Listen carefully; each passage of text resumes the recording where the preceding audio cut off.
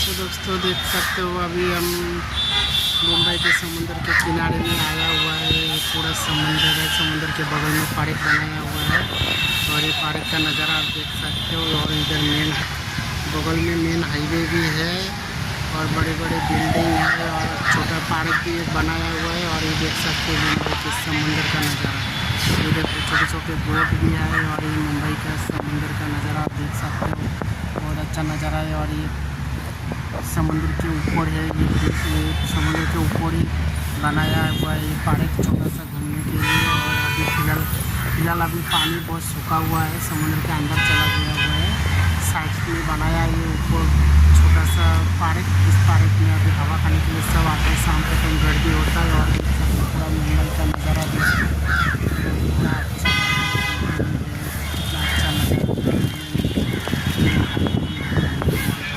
बनी रहिएगा हमारा ब्लॉग वीडियो में पूरा देख सकते हैं।